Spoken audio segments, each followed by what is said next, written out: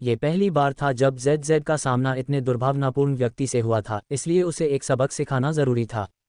ऐसी स्थितियों में सहनशील होने की कोई आवश्यकता नहीं है, ये केवल दूसरों का हौसला बढ़ाएगा। जो हमें करने की आवश्यकता है वह है उनके अहंकार को कुचलना। छोटे जुवानिक्सी ने समझदारी से सिर हिलाया। माँ, जेड समझ गया।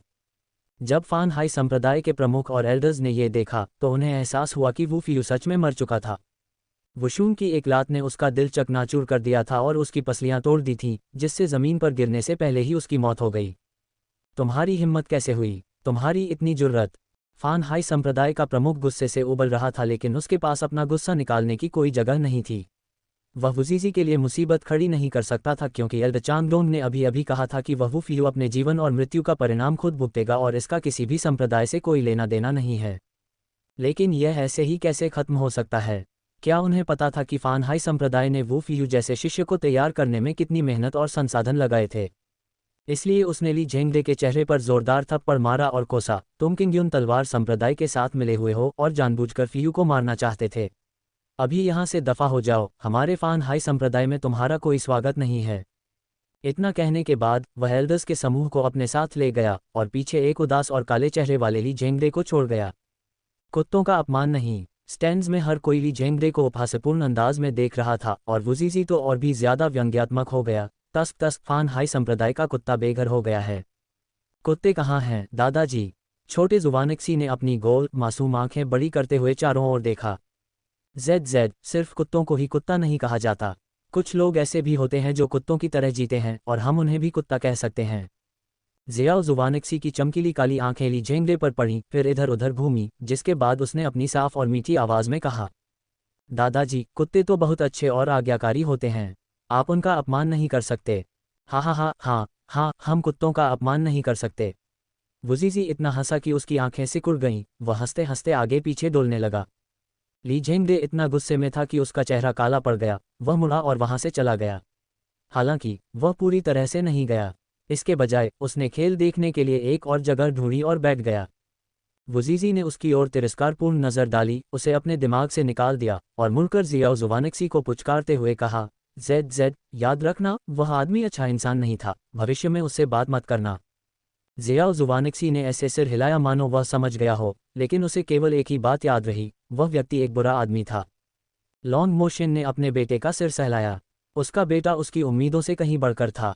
महज आधे दिन में ही उसने अपने बेटे के बारे में कई असामान्य बातें खोज ली थीं। मुश्किल से 2 साल का ये बच्चा पहले से ही मजबूत तार्किक क्षमताएं रखता है और अपनी मां की तरह सूक्ष्म रूप से चालाक है, जो अपने एक वाक्य से ही किसी को खून की उल्टी करने की हद तक गुस्सा दिला सकता है।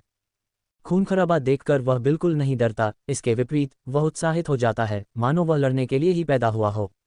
शुआंग एर के साथ उसका ये बेटा वास्तव में सबसे खास था। हालांकि बेटे बेटियों जितने विचारशील नहीं होते। कितना अच्छा होता अगर शुआंग एर उसे एक बेटी भी दे पाती। लॉन्ग मोशन खोए खोए ख्यालों में सोच रहा था। उसने अभी तक अपनी पत्नी को वापस जीता भी नहीं था और वह पहले से ही एक और बच्चा पैदा करने के बारे में सोच रहा था। वह कुछ ज्यादा ही आगे की सोच रहा था।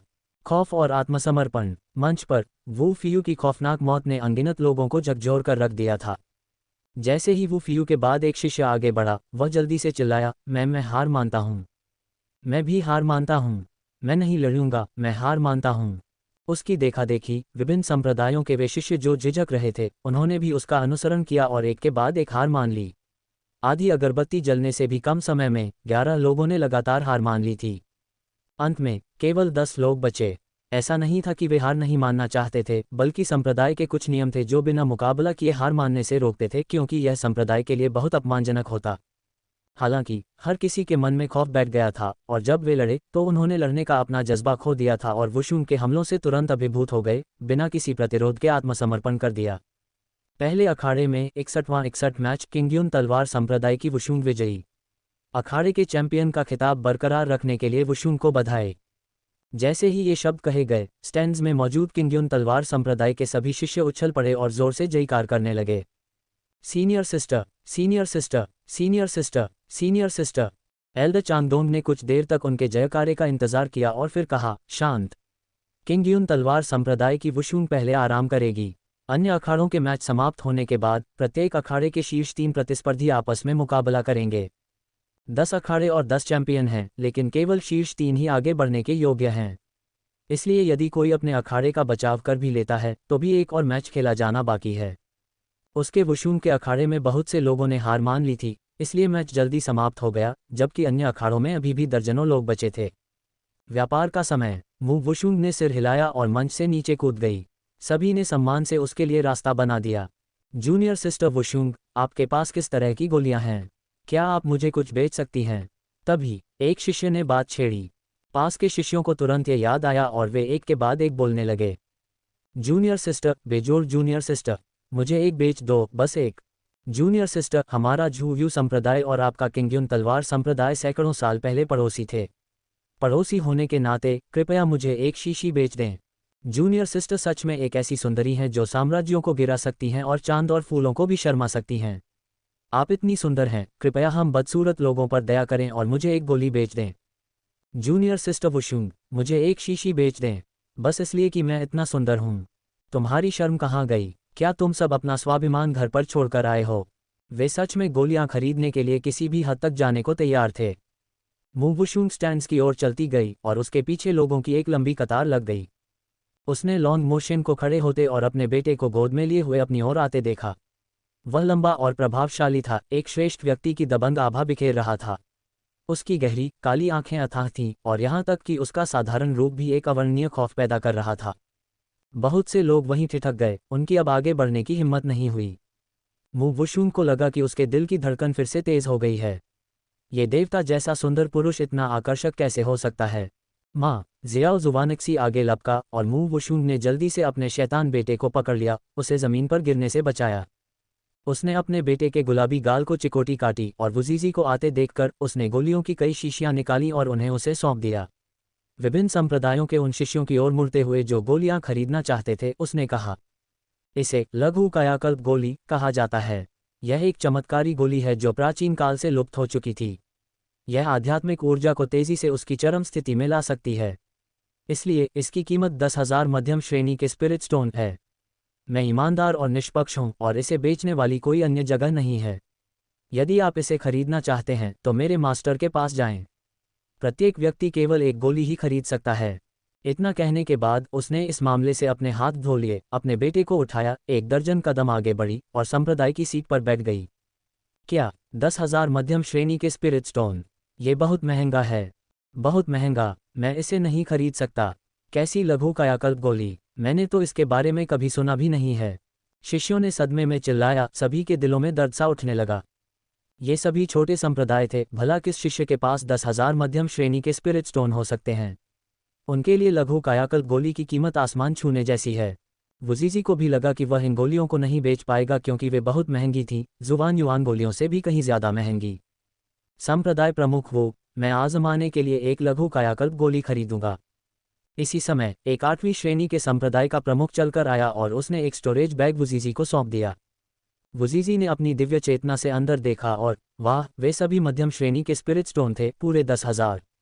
उसने तुरंत उस संप्रदाय प्रमुख को एक छोटी गोली दे दी। मुझे भी एक चाहिए। संप्रदाय प्रमुख वो, मैं अपने संप्रदाय के कुछ एल्डर्स के साथ एक एक खरीदूंगा, कुल मिलाकर 6। ये रहे 60,000 मध्यम श्रेणी के स्पिरिट स्टोन। एक अन्य संप्रदाय प्रमुख चलकर आया, उसके पीछे 5 एल्डर्स थे। वे सभी वुजीजी के हाथ में मौजूद लघु कायाकल्प गोली को देखकर बहुत ललचा रहे थे। ये पूरी तरह से सामान्य था कि साधारण शिष्यों ने लघु कायाकल्प गोली के बारे में नहीं सुना था, लेकिन इन लोगों एल्डर्स और प्रमुखों ने जरूर सुना था। कांगमिंग महाद्वीप सभी महाद्वीपों में सबसे उच्च श्रेणी का महाद्वीप है। यह न केवल संसाधनों से समृद्ध है, बल्कि अन्य महाद्वीपों की तुलना में यहाँ कहीं अधिक सांस्कृतिक और प्राचीन विरासतें संरक्षित हैं। चाहे वह साधना की तकनीकें हों या कीमिया के ग्रंथ, वे अन्य महाद्वीपों की तुलना में यहाँ कहीं अधिक प्रचुर मात्रा में उपलब्ध हैं। हालांकि लघु कायाकल्प गोली लंबे समय से लुप्त हो चुकी थी, लेकिन प्राचीन पुस्तकों में इसके विवरण को ढूंढना कोई मुश्किल काम नहीं था। अखाड़े में किंग्युन तलवार संप्रदाय की वुशुंग ने जिस तरह से गोली खाए और पल भर में ठीक हो गई, उसे देखकर कोई भी समझदार व्यक्ति अंदाजा लगा सकता था कि यह लघु कायाकल्प गोली ही है। और अब जो गोलियां वह बेच रही थी, वे बहुत संभवतः वही लंबे समय से लुप्त लघु कायाकल्प गोलियां ही थीं। इसलिए 10,000 मध्यम श्रेणी के स्पिरिट स्टोन की कीमत बिल्कुल भी महंगी नहीं थी। कोई नहीं जानता था कि उसके पास कितनी गोलियां बची हैं। अगर वे बिक गईं, तो फिर कभी नहीं मिलेंगी। क्या उन्हें न खरीद पाने का पछतावा जीवन भर नहीं सताएगा? इसलिए वुशुंग द्वारा कीमत की घोषणा करने के कुछ ही देर बाद 5 संप्रदाय वुजीजी से गोलियां खरीदने के लिए आ गए और उन्होंने कुल 33 गोलियां खरीद लीं। प्रत्येक संप्रदाय ने पिछले वाले से अधिक गोलियां खरीदी, मानो उन्हें डर हो कि कहीं वे सब खत्म न हो जाएं। वुजीजी ने अपने हाथ में स्पिरिट स्टोन की लगातार बढ़ती हुई संख्या को देखा और उसे मुश्किल से ही विश्वास हो रहा था कि वे इतनी जल्दी अमीर हो गए हैं। मेरी शिष्या सच में कमाल है, वह अखाड़े में लड़ते हुए भी स्पिरिट स्टोन कमा रही है।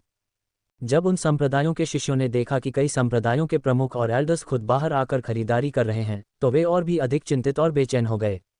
इतने सारे लोग खरीद रहे थे, जिसका मतलब था कि यह सच में असली चीज थी। वुजीजी के हाथों में केवल 2 शीशियां थीं और प्रत्येक में लगभग 20 गोलियां थीं।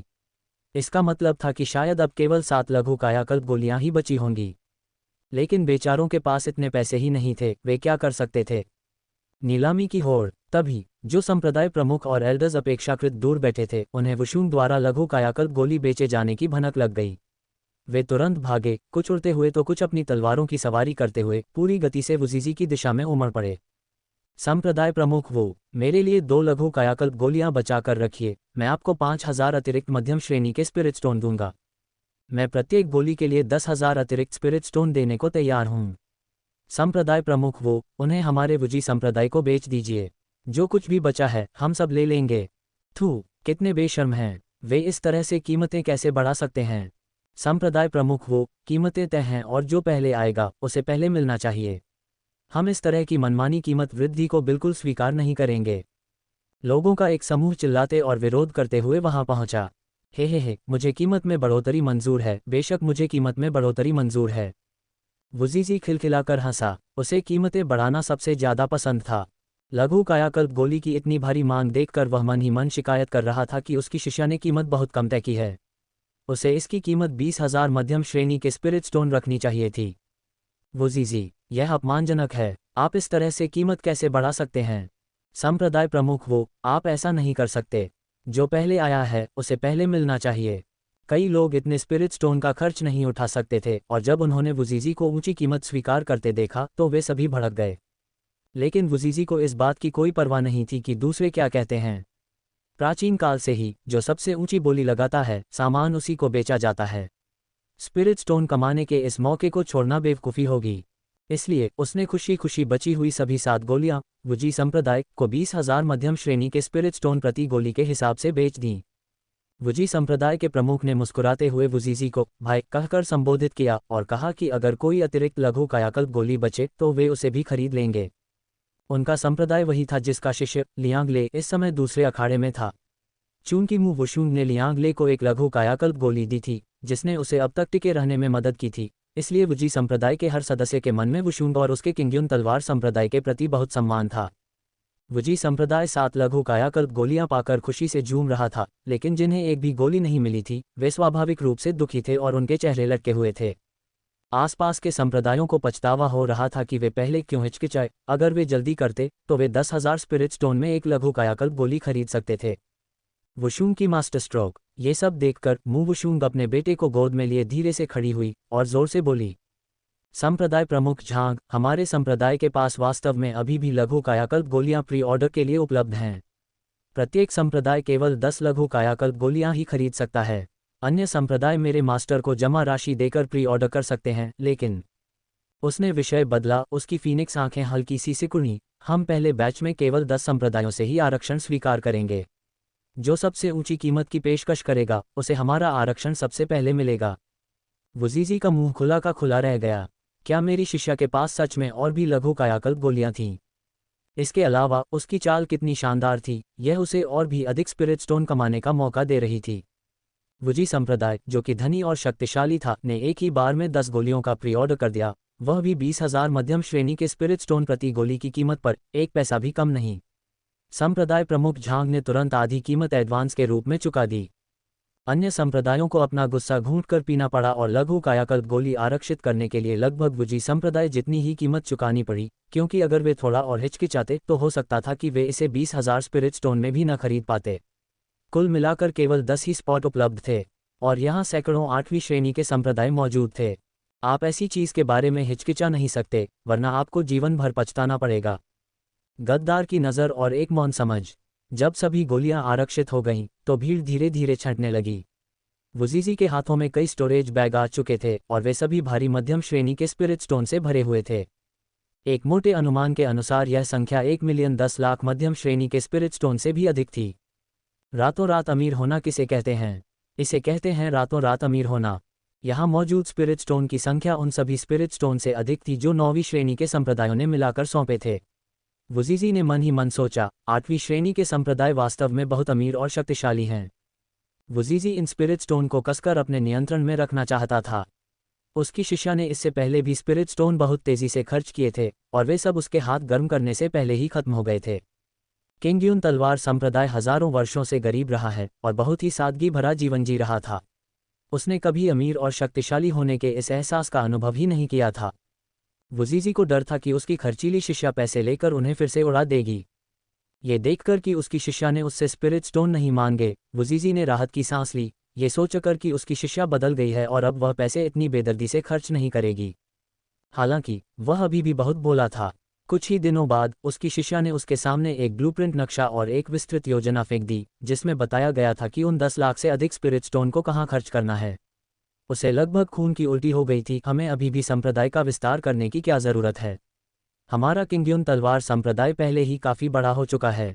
वुजीजी इस बात से अनजान था कि वह इन स्पिरिट स्टोन का सुख नहीं भोग पाएगा और वह खुशी खुशी उन्हें समेट रहा था। उसने अपने पीछे थोड़ी दूर खड़े अपने जूनियर ब्रदर गद्दार ली जेंगडे की सनकरी आंखों में चमकते लालच को नहीं देखा। मु वुशुंग ने पीछे मुड़कर उदासीनता से एक नज़र डाली। उसके होठों पर एक ठंडी मुस्कान खेल रही थी। जब वह वापस मुड़ी तो उसकी नज़रें बच्चे के पिता लॉन्ग मोशन से मिलीं। उसे यह महसूस करने के लिए केवल एक नज़र की आवश्यकता थी कि वह वास्तव में उसकी गहरी आंखों में छिपे अर्थ को समझ रही है। उसकी आंखें पूछ रही थीं कि क्या उसे इस व्यक्ति ली जेंगडे को ठिकाने लगाने के लिए उसकी मदद चाहिए। मु वुशुंग ने अपना सिर हिलाया और नज़रें हटा लीं। उसने गौर किया कि पिछले 2 दिनों में उसके और इस आदमी के बीच एक गजब की समझ विकसित हो गई थी, इतनी कि वह उसकी आंखों के एक इशारे को समझ सकती थी और वह भी उसकी आंखों का अर्थ समझ सकता था। उसे वह पूरी तरह से अजनबी लग रहा था। वह उससे सिर्फ कुछ दिनों पहले ही मिली थी। क्या इसका मतलब यह है कि भले ही मैं अपनी याददाश्त खो चुकी हूँ, फिर भी मैं उसके साथ पूरी तरह से मेल खाती हूँ? उसे यह एहसास अजीब लगा। वह उसके संपर्क में आने से बिल्कुल भी परहेज नहीं कर रही थी। अगर कोई और आदमी हर दिन उसके बगल में खड़ा रहता तो उसे निश्चित रूप से घिन और चिढ़ महसूस होती, लेकिन इसके साथ ऐसा नहीं था। हालांकि अज़्योर ड्रैगन डिवाइन पैलेस का ये युवा सम्राट अपना सारा समय इतनी छोटी सी जगह पर क्यों बिता रहा है? क्या उसे वापस नहीं जाना चाहिए? वुजी संप्रदाय ने लियांगले के मंच पर लघु कायाकल्प गोलियों की एक पूरी शीशी फेंक दी, जिसकी आध्यात्मिक ऊर्जा लगभग समाप्त हो चुकी थी। लियांगले बहुत घबराया हुआ था। उसे लग रहा था कि उसका हारना तय है, लेकिन अप्रत्याशित रूप से संप्रदाय ने वास्तव में उसे लघु कायाकल्प गोलियों की एक पूरी शीशी प्रदान कर दी। गोलियां पकड़ते समय वह लगभग लड़खड़ाकर गिर ही पड़ा था। उसने जल्दी से एक गोली निगल ली। उसकी आध्यात्मिक ऊर्जा वापस उसके शरीर में लौट आई और आखिरकार उसका आत्मविश्वास थोड़ा लौट आया। लियांगले अब वुजी संप्रदाय के लिए आगे बढ़ने की एकमात्र उम्मीद था। इसके अलावा वुजी संप्रदाय अमीर और शक्तिशाली था और उसे लघु कायाकल्प गोली खरीदने के लिए कुछ स्पिरिट स्टोन खर्च करने में कोई आपत्ति नहीं थी। सबसे महत्वपूर्ण बात यह थी कि लघु कायाकल्प गोली का प्रभाव बहुत महत्वपूर्ण था। जब तक लियांगले शांत रह सकता था, वह चैंपियन के रूप में अपना स्थान बनाए रख सकता था।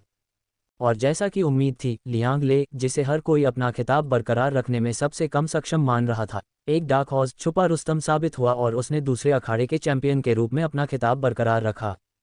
वुजी संप्रदाय की खुशी का कोई ठिकाना नहीं था। पूरा संप्रदाय उठकर किंगयुन तलवार संप्रदाय के बगल में आकर बैठ गया। उनके संप्रदाय प्रमुख झांग और वुजीजी ऐसे खुशी से बातें कर रहे थे मानो वे एक दूसरे को सदियों से जानते हों और बस मुंह बोले भाई बनने ही वाले हों।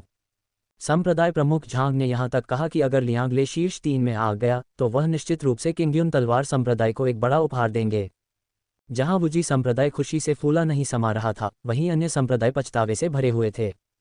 लियांगले चैंपियन के रूप में अपना खिताब केवल इसलिए बरकरार रख पाया क्योंकि उसे लघु कायाकल्प गोली मिल गई थी। अगर उन्होंने इसे बहुत महंगा न समझा होता और लघु कायाकल्प गोली खरीद ली होती तो वुजी संप्रदाय की कोई ज़रूरत ही नहीं पड़ती, यानी वुजी संप्रदाय नहीं जीतता। लेकिन अब पछताने से कोई फायदा नहीं था, क्योंकि वे एक भी गोली आरक्षित नहीं कर पाए थे। वे अब केवल ये पता लगाने की कोशिश कर सकते थे कि किंगयुन तलवार संप्रदाय लघु कायाकल्प गोलियों के दूसरे बैच की बुकिंग कब शुरू करेगा। आपातकालीन स्थितियों के लिए इन गोलियों का स्टॉक रखना बहुत अच्छा है। अगर इस साल काम नहीं बनता है तो कल किसने देखा है ना। संप्रदाय प्रतियोगिता साल में एक बार होती है, इसलिए एक और साल इंतजार करना ठीक है। लेकिन अगर अगले साल हमारे पास लघु कायाकल्प गोली होगी तो हम भी जीत सकते हैं। चूंकि मू वुशुंग ने कांग यांग को बहुत पहले ही लघु कायाकल्प गोलियों की एक शीशी दे दी थी, इसलिए वह भी चैंपियन के रूप में अपना स्थान मजबूती से बनाए रखने में सफल रहा। 7 अन्य संप्रदायों के शिष्यों ने भी प्रतियोगिता जीती। लालच और इनकार। जैसे ही प्रतियोगिता समाप्त हुई, सभी संप्रदाय प्रमुख और एल्डर्स वुजीजी और वुशुंग के पास आए। वे सभी एक लघु कायाकल्प गोली खरीदना चाहते थे, क्योंकि बाद में एक अंतिम प्रतियोगिता होने वाली थी और एक लघु कायाकल्प गोली होने से उनके जीतने की संभावना काफ़ी बढ़ जाती। माफ़ कीजिए, हमारी लघु कायाकल्प गोलियां बिक चुकी हैं। कुल 40 ही थीं। आप लोग पहले क्यों नहीं आए? वुजीजी ने मुस्कुराते हुए कहा। अंतिम क्षणों में हाथ पैर मारना बहुत देर की बात है। इसके अलावा किंग्युन तलवार संप्रदाय के उनके दोनों शिष्यों ने शीर्ष 10 में जगह बना ली है। भले ही उनके पास अभी भी लघु कायाकल्प गोलियां हों, वह उन्हें इन प्रतिस्पर्धियों को बिल्कुल नहीं बेचेंगे। क्या वह कोई बेवकूफ़ हैं? शीर्ष 3 का फैसला। इस बिंदु पर शीर्ष 10 के लिए एलिमिनेशन राउंड शुरू हुए। प्रतियोगिता के नियम एक चुनौती थे, जिसमें प्रतिभागियों को 2-2 के 5 समूहों में विभाजित किया गया था। प्रत्येक समूह से एक व्यक्ति को बाहर किया जाना था, जिससे 5 लोग बचेंगे। ये 5 लोग फिर एक दूसरे को चुनौती दे सकते थे। मू वुशुंग का पहला मुकाबला कांग यांग के साथ तय हुआ। कांग यांग ने तुरंत हार मान ली और अपनी सीनियर सिस्टर के लिए अखाड़ा छोड़ते हुए प्रतियोगिता से हट गया। दूसरे दौर में लियांगले को एक संप्रदाय के शिष्य ने चुनौती दी। बाकी बचे 2 शिष्यों ने मू वुशुंग की ओर कुछ बार देखा और अंततः एक दूसरे को चुनौती देना चुना, जिससे मू वुशुंग अकेली बच गई। मू वुशुंग को यह बहुत मज़ेदार लगा। उसने बिना एक भी उंगली उठाए जीत हासिल कर ली थी। चूंकि कोई उसे चुनौती नहीं दे रहा था, इसलिए शीर्ष 3 में उसकी जगह पक्की हो गई थी। लियांगले बेहद भाग्यशाली था, लेकिन उसकी ताकत भी काफ़ी थी। कई 100 राउंड के बाद उसने एक लघु कायाकल्प गोली ली, जिसने उसकी आध्यात्मिक शक्ति को फिर से भर दिया और उसने जीत हासिल कर ली। जीतने वाला अन्य शिष्य क्रिम्सन गैंग चांडाल गिरोह से था और वह बेहद शक्तिशाली था। अंततः एल्डर चांगडोंग ने घोषणा की। 8वीं श्रेणी संप्रदाय प्रतियोगिता जीतने और शीर्ष 3 स्थान प्राप्त करने के लिए किंग्युन तलवार संप्रदाय की वुशुंग, वुजी संप्रदाय के लियांगले और चेहोंग गैंग क्रिम्सन गैंग के वांग हुआन को बधाई। आपके पास 7वीं श्रेणी संप्रदाय प्रतियोगिता में शामिल होने का अवसर है, या आप चुनौती देने के लिए सीधे 7वीं श्रेणी का संप्रदाय चुन सकते हैं। कृपया जल्द से जल्द निर्णय लें। यदि आप सीधे 7वीं श्रेणी के संप्रदाय को चुनौती देते हैं तो आपके पास स्वयं 7वीं श्रेणी का संप्रदाय बनने का एक बड़ा मौका होता है। हालांकि यदि आप 7वीं श्रेणी के संप्रदायों की प्रतियोगिता में भाग लेते हैं तो सफलता दर बहुत कम हो जाती है। एक 7वीं श्रेणी के संप्रदाय और 8वीं श्रेणी के संप्रदाय के बीच का अंतर बहुत बड़ा है। भले ही वुशुंग आश्चर्यजनक रूप से कुछ मैच जीतने का प्रबंधन कर ले, लेकिन किंग्युन तलवार संप्रदाय की नींव को देखते हुए अन्य शिष्य पर्याप्त मजबूत नहीं हैं और वुशुंग के लिए अपने दम पर प्रतियोगिता के माध्यम से शीर्ष 3 में प्रवेश करना असंभव है। इसलिए मू वुशुंग ने बिना किसी हिचकिचाहट के कहा, हमारा किंग्युन तलवार संप्रदाय सीधे एक 7वीं श्रेणी के संप्रदाय ड्रैगन फैंग सेक्ट को चुनौती देगा। वुजीजी ने राहत की सांस ली। उसे डर था कि उसकी शिष्या अचानक 7वीं श्रेणी के संप्रदाय की प्रतियोगिता में भाग लेने का फैसला कर सकती है। सौभाग्य से उसकी शिष्या बहुत समझदार और भरोसेमंद थी।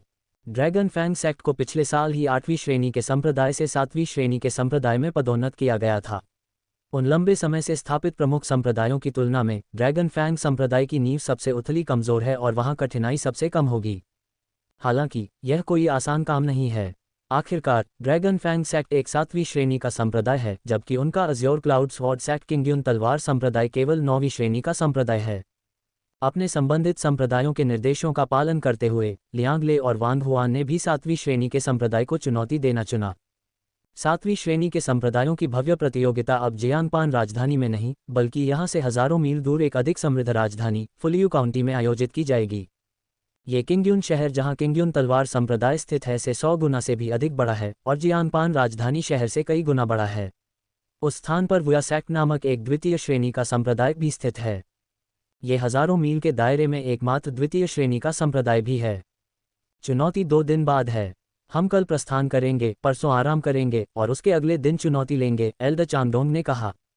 अपनी बात पूरी करने के बाद उन्होंने 8वीं श्रेणी संप्रदाय प्रतियोगिता के पूर्ण समापन की घोषणा की और सभी को अपने अपने रास्ते जाने को कहा। सैकड़ों 8वीं श्रेणी के संप्रदाय और हजारों शिष्य आए थे, लेकिन अंत में केवल 3 संप्रदायों ने प्रतियोगिता जीती। ये वास्तव में एक बहुत ही क्रूर प्रतियोगिता थी। लेकिन कांगमिंग महाद्वीप पर ऐसा ही होता है, योग्यता की उत्तरजीविता, यहाँ केवल सबसे शक्तिशाली ही जीवित रहते हैं। उपहारों की बौछार। हालांकि सभी को तितर-बितर होने के लिए कहा गया था, लेकिन अधिकांश संप्रदाय तुरंत नहीं गए। इसके बजाय वे वुजीजी से कुछ शब्द कहने और उनसे परिचित होने के लिए किंग्युन तलवार संप्रदाय के स्थान पर गए। आखिरकार, अगर वे चुनौती जीत जाते हैं तो किंग्युन तलवार संप्रदाय सीधे 9वीं श्रेणी से 7वीं श्रेणी के संप्रदाय में छलांग लगा सकता है और उन सबको पीछे छोड़ सकता है। भले ही वे न जीतें, किंग्युन तलवार संप्रदाय के पास अभी भी वह लघु कायाकल्प गोली है जिससे दूसरे ईर्ष्या करते हैं। कौन जाने, उन्हें भविष्य में लघु कायाकल्प गोली खरीदनी पड़े। अगर वे अभी वुजीजी के साथ अच्छे संबंध बना सकते हैं तो हो सकता है वे बाद में उनका कोई एहसान ले सकें। कई चतुर संप्रदाय प्रमुखों ने तो वुजीजी को बधाई उपहार भी भेजे। उपहार शुभंकर की तरह होते हैं जो सौभाग्य को बढ़ाते हैं। चूंकि किसी ने उपहार दिया है, इसलिए वुजीजी सम्मान रखने से इनकार नहीं कर सकता था और न ही उपहार को ठुकरा सकता था। इसलिए उसने अपने शिष्यों को ये लिखने का निर्देश दिया कि किन संप्रदाय प्रमुखों ने बधाई उपहार भेजे हैं, ये जानते हुए कि उन्हें भविष्य में निश्चित रूप से कुछ लाभ प्राप्त होंगे। कई लोगों ने, ये देखकर कि यह संबंध बनाने का एक तरीका है, मन ही मन शिकायत की, लेकिन फिर भी मुस्कुराते हुए बधाई के तौर पर उपहार निकाल कर दिए। कुछ ही देर में वुजीजी बधाई उपहार प्राप्त करने में इतना व्यस्त हो गया कि उसके हाथों में दर्द होने लगा। ये वास्तव में एक खट्टा मीठा अनुभव था।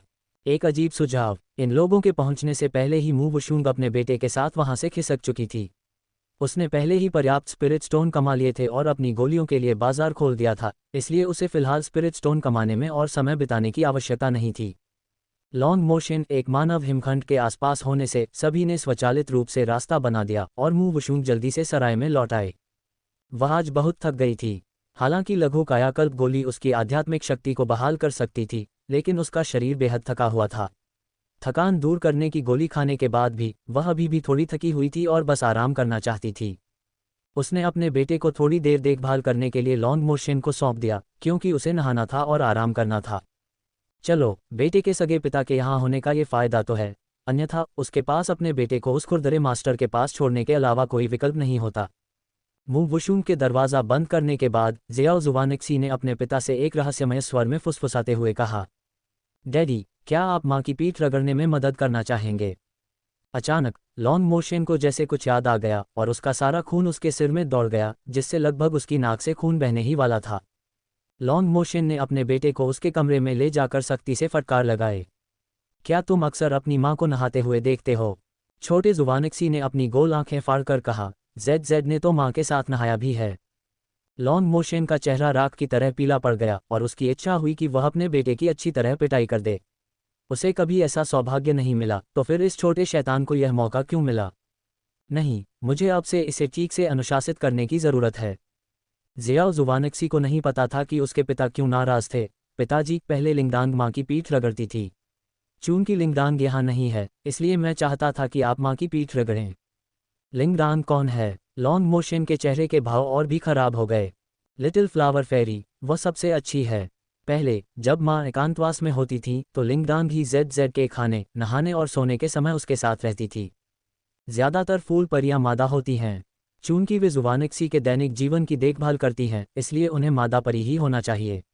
ये सोचकर लॉन्ग मोशन के भाव थोड़े नर्म हुए, लेकिन उसे यह सोचकर आत्मग्लानि महसूस हुई कि उसके बेटे को जब से होश संभाला है, तब से कभी अपने माता पिता का लंबा साथ नहीं मिला। शुआंग एक को अपने स्वयं के कारणों से अक्सर एकांतवास में जाना पड़ता है। अगर उसके साथ वह दुर्घटना न हुई होती तो उसे पिछले कुछ वर्षों में इतना कठिन समय नहीं बिताना पड़ता। उसने धीरे से अपने बेटे के मुलायम बालों को सहलाया और कहा, अब से डैडी तुम्हारे साथ रहेंगे, तुम्हें खाने, नहाने और सोने में मदद करेंगे। पिताजी बहुत अच्छे हैं, चिंता मत कीजिए पिताजी, माँ निश्चित रूप से आपसे प्यार करेंगी। ज़ियाओ ज़ुवानिक्सी ने मुस्कुराते हुए कहा। लॉन्ग मोशन ने मुस्कुराते हुए सिर हिलाया। पिताजी, क्या आप माँ की पीठ रगड़ना चाहेंगे? ज़ियाओ ज़ुवानिक्सी के इन शब्दों ने उसके पिता के चेहरे पर आई हल्की मुस्कान को जमा दिया। वह भी यही चाहता था, लेकिन समस्या ये थी कि अगर उसने अभी शुआंग एर की पीठ रगड़ने की हिम्मत की तो वह निश्चित रूप से उसे एक विकृत कहकर चिल्लाएगी और फिर कभी उसकी शक्ल नहीं देखना चाहेगी। मुश्किल से शुआंग एर की मंजूरी पाने के बाद वह नहीं चाहता था कि वह उससे नफरत करने लगे। पिताजी, आपकी हिम्मत नहीं होगी। ज़ियाओ ज़ुवानिक्सी खिलखिलाकर हंसा। जब उसके बेटे ने यह बात पकड़ ली तो लॉन्ग मोशन ने यथार्थवादी ढंग से कहा, हाँ, तुम्हारे पिता की हिम्मत नहीं होगी। ये सुनकर ज़ियाओ ज़ुवानिक्सी और भी जोर से हंसने लगा। अपने बेटे की मासूम और प्यारी मुस्कान देखकर वह भी मुस्कुरा दिया। वह भगवान का आभारी था कि उसने उसे एक बेटा दिया जो उसके और शुआंग एर के बीच की कड़ी बन गया। अगर यह बेटा न होता तो शायद उसे शुआंग एर से मिलने का मौका भी न मिलता। उसने अपने बेटे के गुलाबी गाल को छुआ, उसे गोद में उठाया और उसके माथे को चूमा। ज़ियाओ ज़ुवानक्सी को आश्चर्य हुआ कि उसकी मां के चूमने के बाद उसके पिता हमेशा उसे क्यों चूमते थे। अभी अभी उसकी मां ने उसके माथे को चूमा था और फिर उसके पिता ने उसके माथे को चूमा। सुबह उसकी मां ने उसके छोटे से गाल को चूमा था और जैसे ही उसकी मां गई उसके पिता ने भी उसके गाल को चूम लिया। हालांकि उसे अपने माता पिता के करीब रहना बहुत पसंद था और वह हमेशा प्यार का जवाब प्यार से देता था। इस बार भी कोई अपवाद नहीं था। उसने अपने पिता के गाल पर एक बड़ा सा चुंबन दिया जिससे वहां लार का एक चमकता हुआ निशान बन गया। लॉन्ग मोशन हंसा और फिर अपने बेटे को शहर के बाहर एक गर्म पानी के झरने में ले गया जहां दोनों ने खुशी खुशी स्नान किया। अतीत का रक्षक। जब मू वुशुंग नहाने के बाद बाहर आई तो उसने पाया कि लॉन्ग मोशन और उसका बेटा वहां नहीं थे। वह थोड़ी चिंतित हो गई। उसे अभी भी यह डर था कि वह उसके बेटे को दूर ले जाएगा और वह उसे फिर कभी नहीं देख पाएगी। लॉन्ग यी मालकिन का अभिवादन करता है। इसी समय एक नकाबपोश आदमी अंधेरे से प्रकट हुआ और उसके सामने सम्मानपूर्वक घुटने टेकते हुए कहा, मालकिन, मास्टर युवा मास्टर को गर्म पानी के झरने में स्नान कराने ले गए हैं। वे जल्द ही वापस आ जाएंगे, कृपया निश्चिंत रहें। मू वुशुंग ने उसे कुछ बार संदेह की दृष्टि से देखा। ये ड्रैगन उसके प्रति कुछ ज्यादा ही सम्मानजनक था, मानो वे पहले से एक दूसरे को जानते हों। अपनी मालकिन को चुप देखकर लॉन्गी जल्दी से बोला, कृपया निश्चिंत रहें, मालकिन, मास्टर ने कहा है कि वह अधिक से अधिक आधे घंटे में युवा मास्टर को वापस ले आएंगे। मू वुशुंग ने सिर हिलाया। जब उसने अपने बेटे को नहीं देखा था तो वह केवल एक पल के लिए चिंतित हुई थी, लेकिन उसके बाद पता नहीं क्यों उसे लगा जैसे वह लॉन्ग मोशन पर भरोसा करती है और उसने चिंता करना छोड़ दिया। ये देखकर लॉन्गी गायब होने की तैयारी करने लगा। मू वुशुंग ने उसे रोका और पूछा, क्या तुमने मुझे पहले देखा है? लॉन्ग यी ने जल्दबाजी में जवाब दिया, मालकिन को रिपोर्ट कर रहा हूँ। जब मैं 9 हेवन कॉन्टिनेंट में था तब मैं आपका गुप्त रक्षक था। चूंकि आपने मुझे अपने अधीन किया था, चाहे अतीत हो या भविष्य, मैं आपके आदेशों का पालन करूंगा और आपके प्रति वफादार रहूंगा। उसका लहजा सच्चा था और भले ही मू वुशुंग नकाब के पीछे उसके भाव नहीं देख सकती थी, लेकिन उसे विश्वास था कि उसके चेहरे पर भी एक ईमानदार भाव होगा। उसने अपने होंठ सिकोड़े, उसे खड़े होने का इशारा किया और कहा, मैं समझ गई, अब तुम जा सकते हो। लॉन्ग मोशन के अंगरक्षक भी उसके वुशुंग के प्रति बेहद वफादार थे और एक पल के लिए उसके दिल में उथल पुथल मच गई। उसे अचानक एहसास हुआ कि उसके लिए लॉन्ग मोशन की भावनाएं उसकी कल्पना से कहीं अधिक गहरी थीं। 3 लोगों का परिवार। वह वापस अपने कमरे में गई और एक कप चाय पी, तभी उसे ज़ियाओ ज़ुवानक्सी की हंसी सुनाई दी। दरवाज़ा खुला और एक लंबा, देवता जैसा पुरुष धीरे धीरे गलियारे से नीचे आया, जिसकी बांह पर एक बेहद सुंदर नक्काशीदार छोटा लड़का बैठा था। माँ, डैडी मुझे गर्म पानी के झरने में ले गए थे, बहुत मज़ा आया। माँ, क्या अगली बार हम एक परिवार के रूप में एक साथ जा सकते हैं? छोटा ज़ुवानक्सी एक छोटी गौरैया की तरह चहक रहा था। उसके बालों को उसके पिता ने सुखाया था, लेकिन ये स्पष्ट था कि उसके पिता को बाल संवारना नहीं आता था और उसका सिर किसी पक्षी के घोंसले की तरह अस्त व्यस्त था। अगर उसका छोटा सा चेहरा इतना सुंदर न होता तो लोग सोचते कि कहीं से कोई छोटा भिखारी आ गया है। 3 लोगों के परिवार के एक साथ गर्म पानी के झरने में नहाने का विचार थोड़ा डरावना था। उसने अभी तक लॉन्ग मोशन को अपना पति भी नहीं माना था, इसलिए उन्हें 3 लोगों का परिवार कहना बहुत बड़ी अतिशयोक्ति थी। मू वुशुंग ने इस बात को टाल दिया, अपने बेटे को लिया, उसके बाल संवारे और फिर उसके साथ रात का खाना खाने के लिए नीचे चली गई। फुलियू काउंटी की यात्रा। अगली सुबह वे फुलियू काउंटी के लिए निकल पड़े। लॉन्ग मोशन जैसा बड़ा व्यक्ति अपनी राजधानी शहर में वापस जाने के बजाय प्रत्यक्ष रूप से अपने बेटे के साथ समय बिताने के बहाने वास्तव में अपनी होने वाली पत्नी का पीछा कर रहा था। केवल मू वुशुंग, वुजीजी और कांग यांग ही उसकी पहचान जानते थे। कांग यांग को पहले लॉन्ग मोशन की पहचान नहीं पता थी। ये वुजीजी था जिसने कांग यांग के विचारों को भांप लिया था और उसे यह बता दिया था ताकि वह जल्द से जल्द अपने विचार वुशुंग के प्रति छोड़ दे। इसके बाद कांग यांग और भी अधिक शांत हो गया। समूह संप्रदाय की टूटी हुई उड़ने वाली कलाकृति पर बैठा और धीरे धीरे फुलियू काउंटी शहर की ओर बढ़ गया। पश्चिम के इस सबसे बड़े शहर तक पहुंचने में उन्हें 5-6 घंटे लग गए। शहर की ऊंची दीवारें बेहद राजसी और प्रभावशाली लग रही थीं। ज़ियाओ ज़ुवानक्सी सबसे ज्यादा उत्साहित था, उसकी आंखें बिना रुके हर जगह देख रही थीं। प्रवेश का नियम। शहर के द्वार में प्रवेश करने पर प्रत्येक व्यक्ति को 10 मध्यम श्रेणी के स्पिरिट स्टोन का भुगतान करना आवश्यक था, अन्यथा उन्हें गुजरने की अनुमति नहीं दी जाती। चूंकि यह शहर द्वितीय श्रेणी के संप्रदाय वुया सेक्ट का है, इसलिए स्पिरिट स्टोन इकट्ठा करने वाले लोग भी वुया सेक्ट के ही थे। हालांकि 10 मध्यम श्रेणी के स्पिरिट स्टोन थोड़े महंगे थे, फिर भी कई आध्यात्मिक साधक शहर में प्रवेश करने को तैयार थे, क्योंकि शहर जितना अधिक समृद्ध होता है, अवसर उतने ही अधिक होते हैं। विशाल और हलचल भरे शहर को देखकर वुजीजी ने आह भरी, अगर हमारा किंग्युन तलवार संप्रदाय ऐसी समृद्ध जगह पर जा पाता तो हम निश्चित रूप से अच्छी योग्यता वाले कई शिष्यों की भर्ती करने में सक्षम होते। किंग्युन शहर बहुत दूर दराज है। जियानपान शहर तक उड़ान भरने में ही 2 या 3 दिन लग जाते हैं। आमतौर पर अच्छी प्रतिभा वाला कौन सा जीनियस इतनी बंजर जगह पर आना चाहेगा। मु वुशुंग ने उदासीनता से कुछ बार शहर की ओर देखा और आत्मविश्वास के साथ कहा, ग्रेटर दैन एक दिन किंग्युन शहर भी इतना ही समृद्ध होगा। उस समय मास्टर सुरक्षा शुल्क इकट्ठा करने में इतने व्यस्त होंगे कि उनके हाथों में दर्द होने लगेगा। ग्रेटर दैन जर्ज और छोटा किंग्युन शहर फुलियू काउंटी जैसे हलचल भरे और समृद्ध शहर में कैसे बदल सकता है? ये कैसे संभव है? वुजीजी को इस बात पर बिल्कुल विश्वास नहीं हो रहा था। किंग्युन शहर और फुलियू काउंटी शहर में ज़मीन आसमान का अंतर था, या यूं कहें कि उनकी कोई तुलना ही नहीं थी। यहाँ एक द्वितीय श्रेणी का संप्रदाय मजबूती से स्थापित था, जो किसी विशालकाय दैत्य की तरह दिन ब दिन और अधिक शक्तिशाली होता जा रहा था। भले ही उनका किंग्युन तलवार संप्रदाय एक दिन शक्तिशाली हो जाए, फिर भी द्वितीय श्रेणी का संप्रदाय बनने से पहले उन्हें एक लंबा सफर तय करना था। सैकड़ों वर्षों के संचय के बिना उनके पास बस कोई नींव ही नहीं थी। इसलिए वुजीजी चिंतित था। यह अच्छी बात थी कि उसकी शिष्या आत्मविश्वास से भरी थी, लेकिन संप्रदाय की ताकत उसके सपनों का साथ नहीं दे सकती थी। अपने मास्टर को झिझकते और निशब्द देखकर मु वुशुंग हल्की सी मुस्कुराए और कुछ नहीं कहा। मेरे मास्टर का दिल बहुत नाजुक है, इसलिए उन्हें परेशान करना ठीक नहीं। वह वुजीजी लगातार विकास करना, ताकत इकट्ठा करना और संप्रदाय को धीरे धीरे मजबूत होते देखना चाहता था, लेकिन ये तरीका वुशुंग के लिए बहुत धीमा था। एक ही कदम में आसमान छूने का विचार एक ऐसी चीज थी जिसके बारे में वुजीजी सपने में भी नहीं सोच सकता था, लेकिन इसका मतलब यह नहीं था कि वुशुंग भी इसके सपने देखने की हिम्मत नहीं कर सकती थी। वे कुछ ही वर्षों में विकसित और समृद्ध हो सकते थे। अनुभव इकट्ठा करने के लिए 100 साल इंतजार करने की कोई आवश्यकता नहीं थी। आपको समझना होगा, ये बिना कानूनों वाली दुनिया है, यहाँ जंगल का राज चलता है। चूंकि ऐसा ही है, अगर आप तेजी से मजबूत होना चाहते हैं तो आपको इस बात को समझना होगा। संप्रदाय को शक्तिशाली बनाने के उसके पास बहुत से तरीके हैं। मास्टर में कोई महत्वाकांक्षा नहीं थी, लेकिन उसमें कूट कूट कर भरी थी। उनका किंग्युन तलवार संप्रदाय वर्तमान में कमजोर और दूरदराज है, लेकिन एक बार जब ये शक्तिशाली हो जाएगा तो वह शहर जहां किंग्युन तलवार संप्रदाय स्थित है, स्वाभाविक रूप से समृद्ध हो जाएगा। एक दिन किंग्युन शहर आज के फुलियू काउंटी शहर से भी अधिक समृद्ध होगा।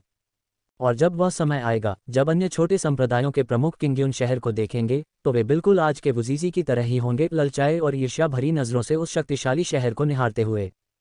छिपा हुआ खतरा। स्पिरिट स्टोन प्रवेश शुल्क का भुगतान करने के बाद सभी एक साथ शहर में दाखिल हुए।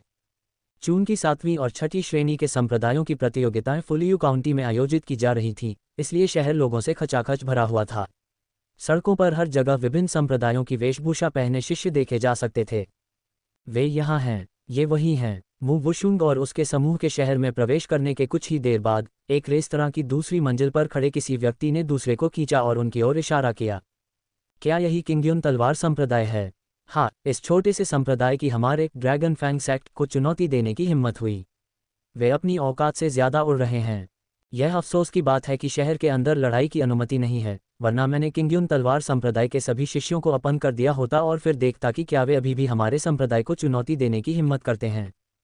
ग्रेस्लेटी रंग की संप्रदाय की वर्दी पहने युवाओं के एक समूह ने द्वेषपूर्ण स्वर में कहा। उनके कपड़ों पर ड्रैगन फैंग, ड्रैगन का दांत का प्रतीक बना हुआ था, जिससे उन्हें ड्रैगन फैंग संप्रदाय के रूप में आसानी से पहचाना जा सकता था, जिसे पिछले साल ही 7वीं श्रेणी के संप्रदाय में पदोन्नत किया गया था।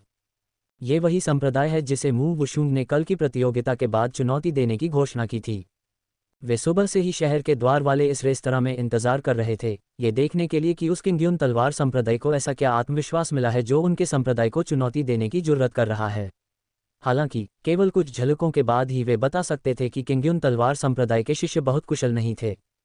उनके पास स्पिरिट किंग की साधना के स्तर वाला केवल एक ही शिष्य है। मुझे नहीं पता कि उन्हें इतनी हिम्मत कहाँ से मिली। पहले किसी को उनका पीछा करने भेजो ताकि पता चल सके कि वे कहाँ ठहरे हैं। प्रतियोगिता परसों तक शुरू नहीं होगी। इस बीच हम बिना किसी को भनक लगे उनके कुछ लोगों को गायब कर सकते हैं। शहर में अभी जैसी अफरा-तफरी का माहौल है, इसकी संभावना बहुत कम है कि वे हमें ढूंढ पाएंगे। एक झुकी हुई नाक वाले युवक ने कुटिल स्वर में कहा। ठीक है, हम वही करेंगे जो सीनियर ब्रदर कहते हैं। उन्हें हमें चुनौती देने का कोई अधिकार नहीं है, हमें उन्हें पीछे हटने पर मजबूर करना होगा। बाकी लोगों ने भी इसमें हामी भरी। छोटा पर्यवेक्षक। छोटा जुवानिक्सी अपने पिता की गोद में था, वह ऊपर और दूर दूर तक देख रहा था और बेहद उत्साहित था। वह रास्ते में दिखने वाला हर स्वादिष्ट खाना खाना चाहता था। उसने अपने बाएं हाथ में एक चीनी की मूर्ति और दाएं हाथ में एक स्पिरिट राइस केक पकड़ा हुआ था। वह अपनी आंखें सिकुड़कर मजे से खा रहा था और अविश्वसनीय रूप से संतुष्ट लग रहा था। माँ, डैडी, कोई हमारा पीछा क्यों कर रहा है? उसने कुछ निवाले खाए और फिर अचानक ये बात कह दी। मू वुशुंग बहुत हैरान हुई। सड़क पर बहुत से लोग थे और यहाँ तक कि उसने भी किसी को अपना पीछा करते हुए नहीं देखा था। उसके बेटे को कैसे पता चला? लॉन्ग मोशन के पतले होंठ हल्के से मुड़े, उसके भावों में कोई बदलाव नहीं आया और उसने उससे पूछा, उसने किस रंग के कपड़े पहने हैं? ग्रे स्लेटी, जियाओ जुवानिक्सी ने तुरंत उत्तर दिया। मू वुशुंग ने बिना कोई आवाज़ किए अपनी दिव्य चेतना को बाहर निकाला और निश्चित रूप से उसने देखा कि ग्रे संप्रदाय की पोशाक पहने एक युवक भीड़ में छिपकर चल रहा था और इसी दिशा में देख रहा था। पूर्वी सागर का मोती। जेड सच में बहुत कमाल का है। इनाम के तौर पर लॉन्ग मोशन ने अपनी स्टोरेज रिंग से एक नीले रंग का मोती निकाला और उसे खेलने के लिए दे दिया। मोती केवल एक आंख की पुतली के आकार का था और इसके अंदर का नीला रंग किसी नीले समुद्र की तरह चमकीला था। जियाओ जुवानिक्सी ने इसे खुशी खुशी देखने के लिए ऊपर उठाया। सूरज की रोशनी में मोती से एक नीली रोशनी निकल रही थी और उसके छोटे छोटे हाथों का रंग भी बदलता हुआ प्रतीत हो रहा था, जो कि विशेष रूप से सुंदर लग रहा था। वुजीजी ने उस पर नजर डाली और वह बुरी तरह कांप उठा। डोंगहाई पर पूर्वी सागर का मोती। जल्दी करो, जेड, मोती को अंदर रख लो। वुजीजी ने तुरंत धीमी लेकिन घबराई हुई आवाज में पुकारा। हालांकि तब तक बहुत देर हो चुकी थी। पूरी सड़क आध्यात्मिक साधकों से भरी हुई थी और हर कोई अचानक शांत हो गया था। उनकी जलती हुई नजरें जियाओ जुवानिक्सी के गोल मटोल छोटे हाथों पर टिकी थीं। सटीक रूप से कहें तो उसके छोटे से हाथ में मौजूद उस मोती पर। पूर्वी सागर का मोती, वह स्वर्ग और पृथ्वी का एक दुर्लभ खजाना है। प्राचीन काल में कांगमिंग महाद्वीप पर पूर्वी सागर अचानक सूख गया था और एक आंख की पुतली के आकार के मोती में बदल गया था, जिसे एक आध्यात्मिक साधक ने प्राप्त किया था। एक लड़ाई के दौरान उस आध्यात्मिक साधक ने गलती से खोज लिया कि उस नीले मोती में विशाल ऊर्जा समाहित है। उसने अनजाने में इस ऊर्जा को मुक्त कर दिया, जिसके परिणामस्वरूप नीली रोशनी का एक ऐसा विस्फोट हुआ जिसने आसपास के कई शहरों को नष्ट कर दिया और वह एकमात्र जीवित व्यक्ति बचा। ये व्यक्ति ले झेंग्याओ था, जो डोंगहाई संप्रदाय का संस्थापक संप्रदाय प्रमुख बना।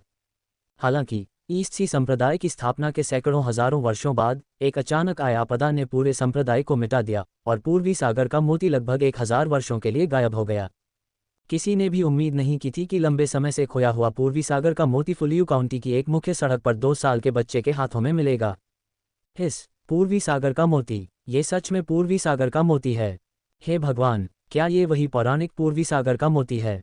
अनगिनत आंखें जियाओ जुवानिक्सी के हाथों में खेल रहे उस पूर्वी सागर के मोती पर भेड़ियों की तरह टिकी थीं। वे चाहकर भी अपनी नजरें नहीं हटा पा रहे थे।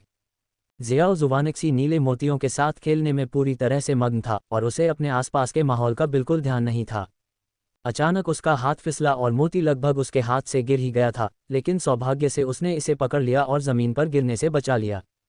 छोटे जुवानिक्सी को इस बात का जरा भी अंदाजा नहीं था कि उसकी इस छोटी सी हरकत ने अनगिनत लोगों के दिलों की धड़कनें रोक दी थीं। इतना बड़ा खजाना और वे बच्चों को इससे खेलने दे रहे हैं। क्या बर्बादी है, किसी ने अपना दिल थामते हुए कहा। लालच और अवसरवादिता। इसी क्षण एक बूढ़ा आदमी आगे बढ़ा और छोटे जुवानिक्सी को गोद में लिए लॉन्ग मोशन और मू वुशुंग से बोला, मैं इस मोती के लिए 1000 उच्च श्रेणी की आध्यात्मिक ऊर्जा की पेशकश करूंगा। इसे जल्दी से मुझे बेच दो, वरना तुम लोग मुसीबत में पड़ जाओगे। इससे पहले कि लॉन्ग मोशन और मू वुशुंग कुछ बोल पाते, उन्होंने भीड़ में किसी को विरोध करते देखा।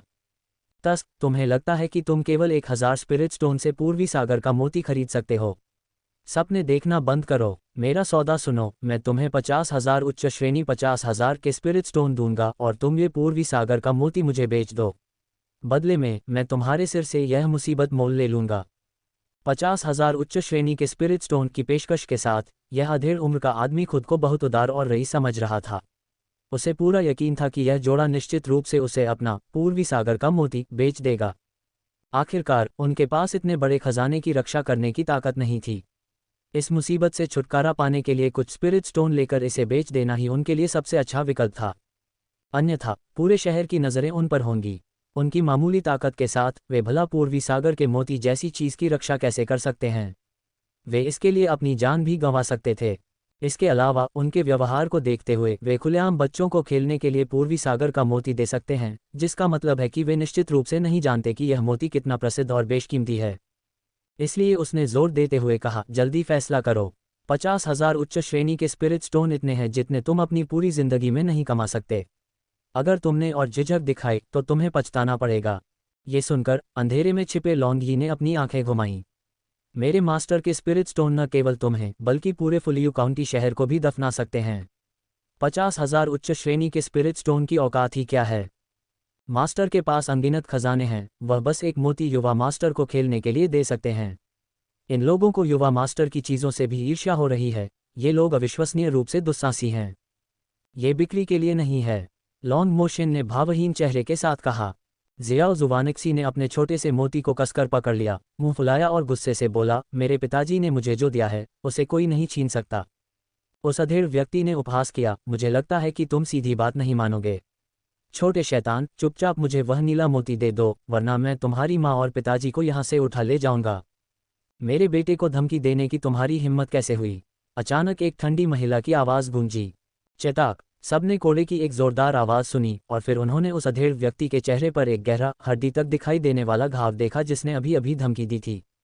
जिस व्यक्ति ने कोड़ा पकड़ा हुआ था वह समूह में सबसे कमज़ोर दिखने वाली महिला थी। उसने नकाब पहना हुआ था जिससे उसका चेहरा छिप गया था, लेकिन उसकी साधना का स्तर केवल स्पिरिट मास्टर दायरे में था। उसने वास्तव में एक स्पिरिट वेनेरेबल स्तर के साधक पर हमला करने की हिम्मत की। कई लोग ये देखकर स्तब्ध रह गए। भला वह एक स्पिरिट वेनेरेबल विशेषज्ञ के चेहरे पर एक ही कोड़े से कैसे प्रहार कर सकती थी, जिससे उस अधेड़ व्यक्ति को प्रतिक्रिया करने और चकमा देने का समय ही नहीं मिला। हालांकि सबसे बड़ी समस्या यह नहीं थी कि उसने किस पर हमला किया, बल्कि यह थी कि शहर में लड़ने पर प्रतिबंध लगाने वाले सख्त नियम थे। अन्यथा उसे वह संप्रदाय के कानून लागू करने वाले शिष्यों द्वारा उठा लिया जाएगा, और जिसे एक बार उठा लिया जाता था वह कभी वापस नहीं आता था। ये वह संप्रदाय का खौफ था, वरना अगर हर कोई शहर में लड़ने की हिम्मत करता तो वह संप्रदाय किस मुंह से 10 मध्यम श्रेणी के स्पिरिट स्टोन का प्रवेश शुल्क वसूलता। उस अधेड़ व्यक्ति ने अपने खून से लथपथ चेहरे को ढंक लिया और मुंह वुशुन के हाथों में मौजूद काले कोड़े को सतर्कता से देखा। जब कोड़ा चला था तो ऐसा नहीं था कि वह बेखबर था, बल्कि वह पूरी तरह से शक्तिहीन हो गया था, मानो कोड़े ने उसे अपनी जगह पर जमा दिया हो। जब कोड़ा उसके चेहरे पर लगा तभी वह हिलने में सक्षम हुआ। कोड़े से पिटने के बाद उसका सारा सम्मान और गरिमा मिट्टी में मिल गई थी। वह इसे इतनी आसानी से कैसे जाने दे सकता था? वह जोर से चिल्लाया, कानून लागू करने वाले शिष्य कहाँ हैं? शहर के अंदर कोई हमला कर रहा है। मुंह वुशुंग ने उपहास किया, तो क्या हुआ अगर मैंने हमला किया? तुम पहले व्यक्ति हो जिसने मेरे बेटे को धमकी देने की हिम्मत की है। तुम ये बात अच्छी तरह याद रखना, जब तक तुम जीवन भर फुलियू काउंटी में नहीं छिपते, मैं हर बार तुम्हारे शहर से बाहर निकलने पर तुम्हें जान से मार दूंगी। बकवास! चावल का एक दाना सूरज और चांद की चमक की बराबरी कैसे कर सकता है? अपनी मामूली स्पिरिट मास्टर साधना के साथ तुम मुझे मारने की बात कहने की हिम्मत करती हो। अगर तुमने शहर छोड़ने की जुर्रत की तो मैं तुम्हारे पूरे परिवार को मार डालूंगा। वह अधेड़ व्यक्ति बेकाबू गुस्से में दहाड़ा। मुंह वुशुंग की तरह ही लॉन्ग मोशन की गहरी आंखों में भी एक भयानक जानलेवा मंशा कौंध गई। कानून और एक चतुर बचाव। ठीक इसी समय सुनहरे कवच पहने कानून लागू करने वाले शिष्यों का एक समूह राजसी अंदाज में वहां पहुंचा। शहर के अंदर कौन लड़ रहा है? उस अधेड़ व्यक्ति ने जल्दी से अपने चेहरे के घाव दिखाए, फिर मुंह वुशुंग की ओर इशारा करते हुए कहा, ये वही थी। इसने मेरे चेहरे पर कोड़ा मारा। इसे तुरंत गिरफ्तार करो। तुम्हारी शहर में लड़ने की हिम्मत कैसे हुई? तुम्हारी जुर्रत तो देखो। अपना नकाब उतारो और मुझे बताओ, क्या तुमने ये शुरू किया था? कानून लागू करने के प्रभारी शिष्य ने मुंह वुशुंग को अधिकारपूर्ण नज़र से देखा।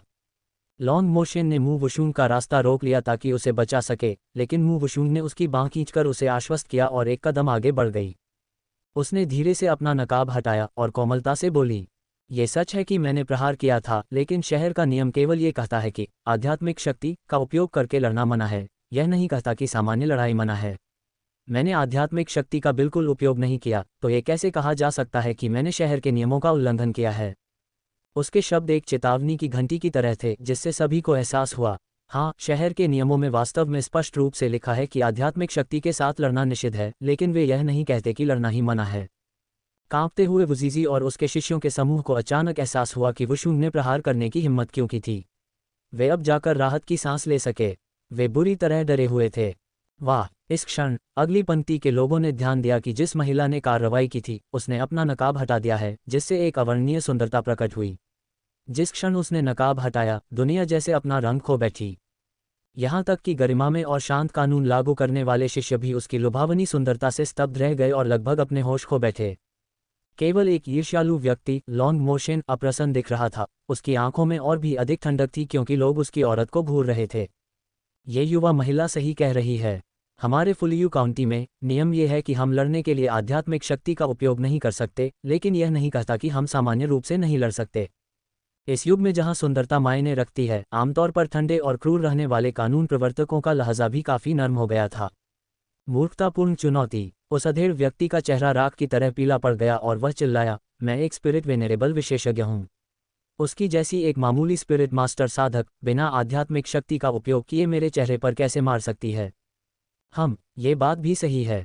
हालांकि यदि आध्यात्मिक शक्ति का उपयोग किया भी जाए तो एक साधारण व्यक्ति के लिए अपने से 2 प्रमुख स्तर ऊपर के व्यक्ति के चेहरे पर तमाचा मारना असंभव है ना? अंत में उसका स्पिरिट वेनेरेबल होने का दावा काफी हद तक निराधार लग रहा था। शिष्य ने अधेड़ व्यक्ति के चेहरे पर गहरे, हड्डी तक दिखने वाले खून के धब्बों को देखा और थोड़ा उलझन में पड़ गया। उसने मुंह वुशुंग से पूछा, क्या आपने किसी आध्यात्मिक शक्ति का उपयोग किया था? बिल्कुल नहीं, मुंह वुशुंग ने मुस्कुराते हुए कहा। अधेड़ व्यक्ति ने गालियां देते हुए कहा, लानत है, तुम झूठ बोल रही हो। तुम्हें लगता है कि तुम आध्यात्मिक शक्ति का उपयोग किए बिना मेरे चेहरे पर मार सकती थी? मुंह वुशुंग ने उसकी ओर नहीं देखा, बल्कि कानून लागू करने वाले उस शिष्य से कहा जो उससे बात कर रहा था, ऐसा करते हैं, मैं फिर से प्रदर्शन करूंगी और आप निश्चित रूप से बता पाएंगे कि मैंने आध्यात्मिक शक्ति का उपयोग किया या नहीं। कई शिष्यों ने सिर हिलाया। ठीक है, आप एक बार प्रदर्शन करें। ठीक है, मैं तुम्हें एक और बार मुझे मारने दूंगा। मैं देखना चाहता हूं कि तुम बिना आध्यात्मिक शक्ति का उपयोग किए मेरे चेहरे पर कैसे वार करती हो। अधेड़ व्यक्ति ने उपहास किया। वुजीजी के होंठ फड़क उठे। भाई, तुम सच में पिटने के लिए ही बने हो। उसने अपनी शिष्या को गॉड बाइंडिंग विप ईश्वर बंधन कोड़ा नामक इस काले कोड़े का उपयोग करके एक स्पिरिट वेनेरेबल को बांधते हुए देखा था जो विरोध करने में पूरी तरह शक्तिहीन था। अपनी शिष्या के आत्मविश्वासी हाव भाव को देखकर वह जानता था कि जब तक वह न चाहे वह कभी आध्यात्मिक शक्ति का उपयोग नहीं करेगी। अधेड़ व्यक्ति स्वाभाविक रूप से इस बात से अनजान था। उसे लगा कि मुंह वुशुंग ने पहले उसके चेहरे पर इसलिए तमाचा जड़ दिया था क्योंकि वह बेखबर था और उसने जरूर आध्यात्मिक शक्ति का इस्तेमाल किया होगा। इस बार वह उसे फिर से सफल नहीं होने देगा। तो मैं शुरू करती हूँ। मुंह वुशुंग ने एक हल्की मुस्कान दी और धीरे से अपने गॉड बाइंडिंग विप को जमीन पर फटका। आसपास के लोग एक घेरा बनाते हुए पीछे हट गए और बीच में केवल मुंह वुशुंग और वह अधेड़ व्यक्ति रह गए। आओ, अधेड़ व्यक्ति ने एक उकसाने वाली चुनौती दी। चटाक, एक काला कोड़ा कौंधा और उस अधेड़ व्यक्ति के चेहरे के दूसरी तरफ से भी खून और मांस उड़ने लगा। वह लड़खड़ाया और लगभग जमीन पर गिर ही पड़ा। स्पष्ट रूप से इस बार मुंह वुशुंग ने और भी अधिक बल का प्रयोग किया था। अब इस व्यक्ति का चेहरा किसी काम का नहीं रहा था। उस अधेड़ व्यक्ति ने अपने खून से सने और क्षत विक्षत चेहरे को ढंक लिया। उसकी आंखों में एक अनियंत्रित सदमा और खौफनाक गुस्सा था। उसने वुशुंग ने किसी भी आध्यात्मिक शक्ति का उपयोग नहीं किया था। उसने वास्तव में किसी आध्यात्मिक शक्ति का उपयोग नहीं किया था। यह असंभव है। ये बिल्कुल असंभव है। उन्होंने जरूर किसी तरह की चाल चली होगी। कोड़ा, हाँ, उसके कोड़े में जरूर कोई खराबी है। उस अधेड़ व्यक्ति ने मुंह वुशुंग के हाथों में मौजूद कोड़े की ओर इशारा किया और चिल्लाया, ये हो ही नहीं सकता कि वह बिना आध्यात्मिक शक्ति का उपयोग किए मुझे मार सके। इसके कोड़े में जरूर कुछ गड़बड़ है। हे, मुंह वुशुंग हल्की सी मुस्कुराई, तो क्या हुआ अगर मेरे कोड़े में कुछ गड़बड़ है? जब तक मैंने आध्यात्मिक शक्ति का उपयोग नहीं किया, मैंने शहर के नियमों का उल्लंघन नहीं किया, है ना? खैर, चूंकि नियमों या विनियमों का कोई उल्लंघन नहीं हुआ है तो सब ठीक है। सब लोग कृपया तितर बितर हो जाएं। कानून लागू करने वाले प्रभारी शिष्य ने जोर से कहा। वह अधेड़ व्यक्ति अंदर से उबल रहा था, लेकिन कानून लागू करने वाले शिष्यों के अधिकार और वुया संप्रदाय की शक्ति के कारण उसके पास फिलहाल अपना गुस्सा घूंटकर पीने के अलावा कोई विकल्प नहीं था।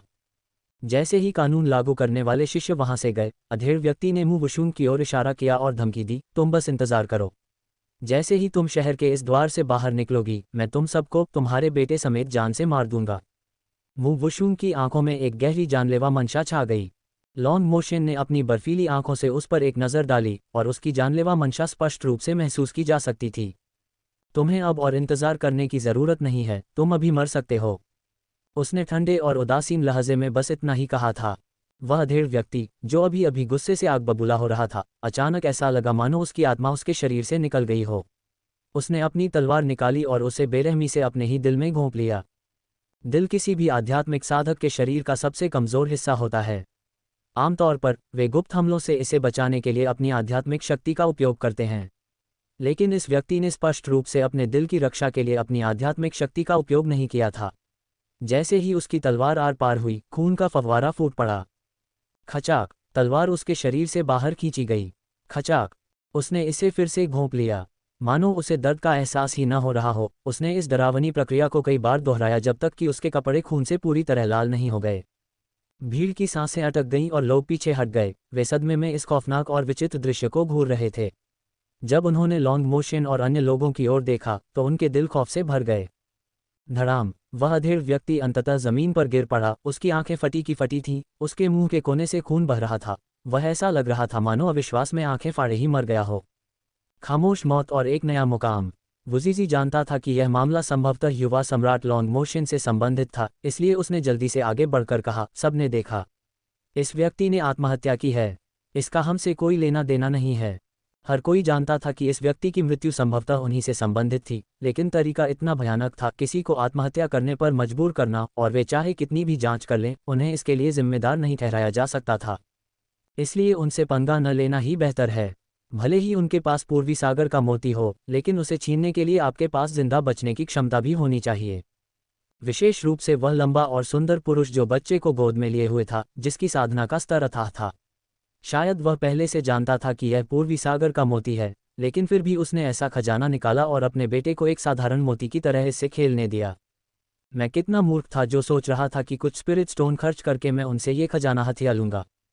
कानून लागू करने वाले शिष्य वापस आए और पाया कि अधेड़ व्यक्ति मर चुका है और उसने आत्महत्या की है। वे जानते थे कि इसमें कुछ अजीब जरूर है, लेकिन चूंकि उस व्यक्ति ने वास्तव में सबके सामने आत्महत्या की थी, इसलिए उन्हें आगे कोई जांच करने की आवश्यकता नहीं थी। शव हटाए जाने के बाद भीड़ कुछ हद तक तितर बितर हो गई। चलो चलें, मू वुशुंग ने लॉन्ग मोशन की आंखों में देखा, फिर जियाओ जुवानक्सी को देखा जो बिल्कुल नहीं डरा था बल्कि काफी उत्साहित था, और फिर उसने एक फीकी मुस्कान के साथ अपना सिर हिलाया। लॉन्ग मोशन का ये कदम उसके लिए थोड़ा अप्रत्याशित था, लेकिन यह उसके स्वाद सोच के बिल्कुल अनुकूल था। इस आदमी को नहीं मरना चाहिए था, लेकिन उसने 2 बार कहा था कि वह उसके पूरे परिवार को मार डालेगा, जिसे वह बर्दाश्त नहीं कर सकती थी, खासकर इसलिए क्योंकि उसने जियाओ जुवानक्सी की ओर इशारा करते हुए उसे मारने की बात कही थी। उसका बेटा उसकी सबसे कमज़ोर नस्ल था और कोई उसे छू भी नहीं सकता था। अप्रत्याशित रूप से लॉन्ग मोशन ने वास्तव में कदम उठाया और उसके तरीके बेहद क्रूर थे, जिसने बाहरी लोगों को भी डरा दिया। मू वुशुंग को उसका ये सुरक्षात्मक स्वभाव पसंद आया। वह खुद भी अपनों के प्रति सबसे अधिक सुरक्षात्मक है।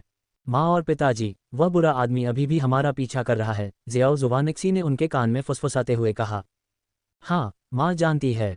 ZZ को उसके बारे में चिंता करने की ज़रूरत नहीं है, मू वुशुंग ने अपने बेटे से मुस्कुराते हुए कहा। यह अच्छी बात है कि मेरे बेटे की अवलोकन क्षमता इतनी तेज़ है। जहाँ तक उसके पीछे आने वाले लोगों की बात है, उसने उन पर कोई ध्यान नहीं दिया। सिटी लॉर्ड की हवेली का निमंत्रण, संप्रदाय प्रमुख, ये सभी सराएं भरी हुई हैं। उनके साथ आए शिष्यों में से एक कई सरायों में गया, लेकिन वे सभी फुल थीं। 10 कमरों की तो बात ही छोड़िए, वे एक कमरा भी खाली नहीं कर पाए। शहर अब विभिन्न संप्रदायों के शिष्यों से भरा हुआ है। यहाँ बहुत अधिक लोग हैं और यहाँ तक कि छोटी सराएं भी भरी हुई हैं। अगर मुझे पता होता तो मैंने किसी को भेजकर पहले ही कमरा बुक कर लिया होता, वुजीजी ने गहरी आह भरी। उसने कभी इतनी दूर तक पहुँचने की उम्मीद नहीं की थी। अगर वे परसों ड्रैगन फैंग संप्रदाय को चुनौती देने में सफल हो जाते हैं, तो उनका किंगयुन तलवार संप्रदाय एक 7वीं श्रेणी का संप्रदाय बन जाएगा। कल से पहले उसने कभी सपने में भी नहीं सोचा था कि उसका संप्रदाय इतनी जल्दी इस मुकाम तक पहुंच सकता है। चूंकि किसी को नहीं पता था कि वे जीतेंगे, इसलिए किसी ने फुलियू काउंटी शहर में पहले से कमरा बुक करने के बारे में सोचा ही नहीं। वे अभी पहुंचे हैं, इसलिए जाहिर है कि उनके पास रुकने की कोई जगह नहीं है। क्या वे सब सड़कों पर सोने वाले हैं? ठीक इसी समय लॉन्ग मोशन ने कहा, लॉन्ग यी तुरंत प्रकट हुआ और उसने उससे कहा, मास्टर, सब कुछ व्यवस्थित कर दिया गया है। लॉन्ग मोशन ने सिर हिलाया, फिर वुजीजी से कहा, संप्रदाय प्रमुख वो, सिटी लॉर्ड की हवेली में कुछ दिनों के लिए रुकना कैसा रहेगा? सिटी लॉर्ड की हवेली। शिष्य बहुत हैरान हुए। फुलियू काउंटी का सिटी लॉर्ड नगर प्रमुख तांग युआन है, जो वुया संप्रदाय के प्रमुख का बेटा है। तांग युआन अपने समय के सबसे प्रसिद्ध लोगों में से एक है, जो जीनियस की सूची में शीर्ष 100 में स्थान रखता है। वह घमंडी है और हालांकि वह सिटी लॉर्ड बन गया है, उसे सांसारिक मामलों से निपटना पसंद नहीं है। सीनियर सिस्टर के आदमी ने वास्तव में उन्हें सिटी लॉर्ड की हवेली में कुछ दिनों के लिए रुकने का सुझाव दिया। क्या उन्होंने सही सुना? हालांकि लॉन्ग मोशन का लहजा पूछने वाला था, लेकिन उसके शब्दों ने इनकार करने की बहुत कम गुंजाइश छोड़ी थी। वुजीजी ने अपनी शिष्या की ओर देखा और ये देखकर कि उसने कुछ नहीं कहा, वह भी स्वाभाविक रूप से इनकार नहीं करेगा। इसके अलावा वुजीजी एक बहुत ही गौरवान्वित दिखावा पसंद करने वाला व्यक्ति है। अगर अन्य संप्रदायों के प्रमुखों ने देखा कि वह सिटी लॉर्ड की हवेली में चला गया है, तो क्या वे ईर्ष्या और जिज्ञासा से मर नहीं जाएंगे? एक भव्य स्वागत। लॉन्ग यी सभी को सिटी लॉर्ड की हवेली की ओर ले गया।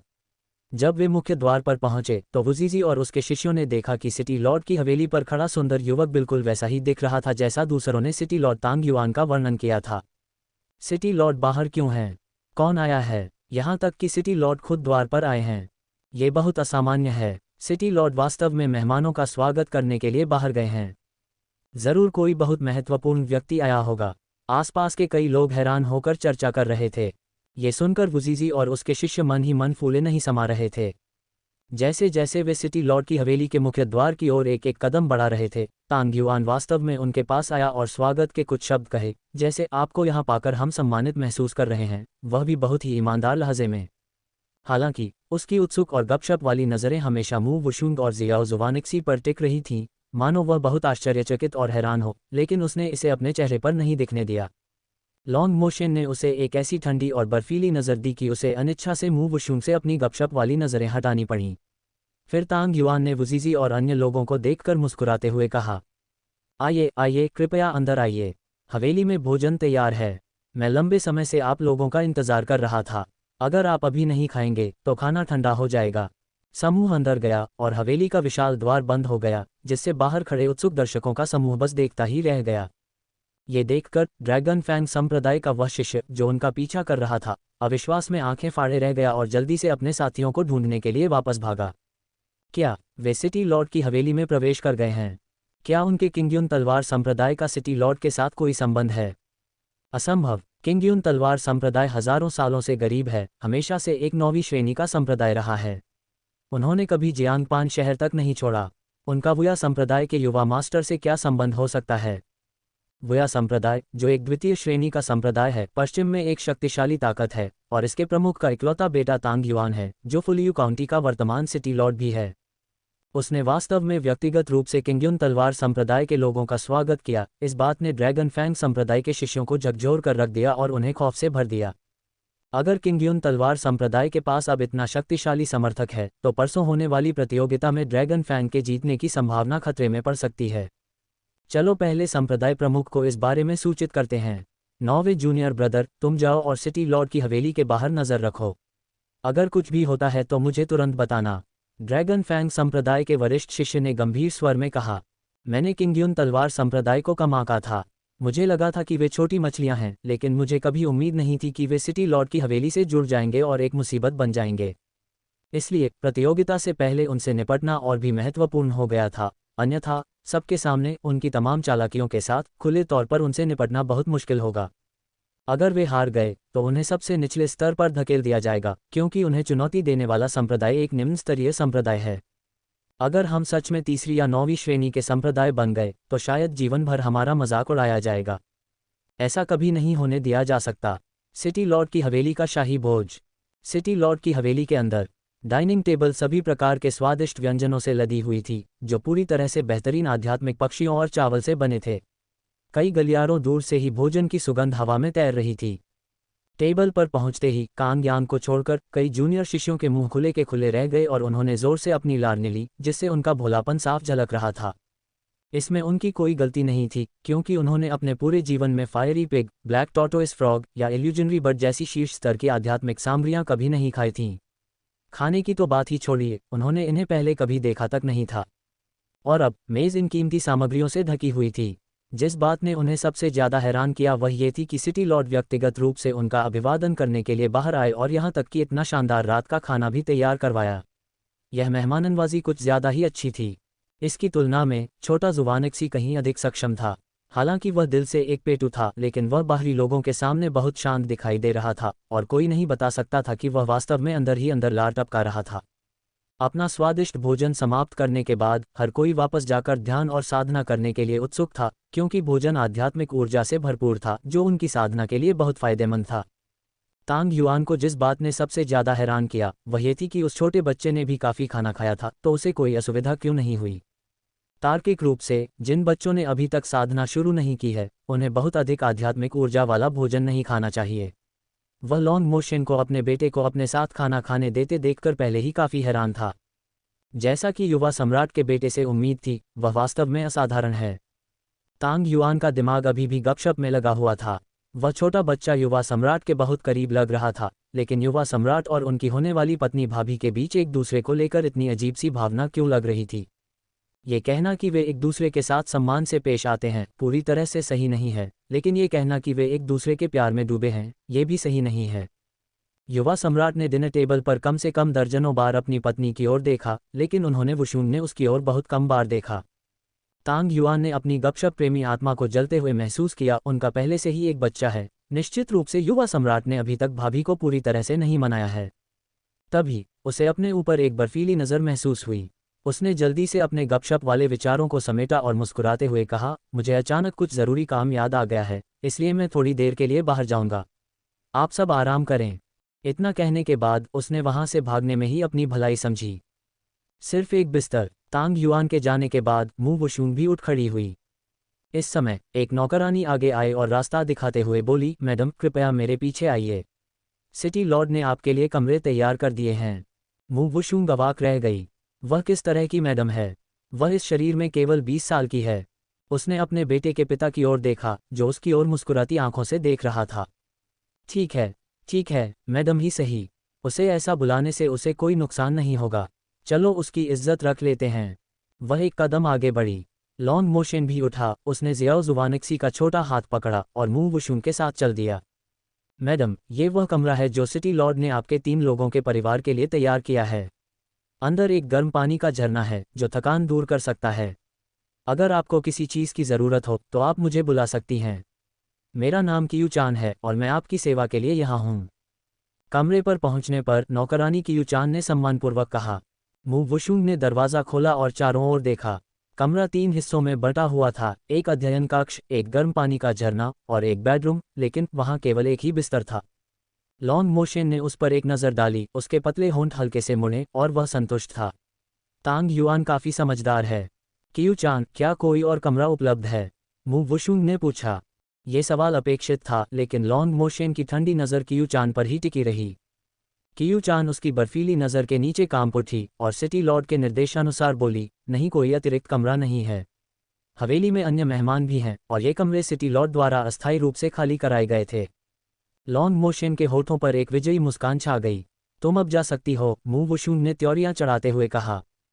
कियू चान ऐसे पीछे हटी मानो उसे जीवनदान मिल गया हो। उस आदमी की नज़र सच में बहुत खौफनाक थी। वह भी हैरान थी। क्या वे 3 लोगों का परिवार नहीं थे? उन्हें एक और कमरे की क्या ज़रूरत थी? हालांकि यह कोई ऐसी बात नहीं थी जिसके बारे में उसे गपशप करनी चाहिए। उसे अपने काम पर ध्यान देना चाहिए और परिवार की अच्छी देखभाल करनी चाहिए। गर्म पानी का झरना और एक अप्रत्याशित दृश्य। वाह, मैं आज रात डैडी और माँ के साथ सो सकता हूँ।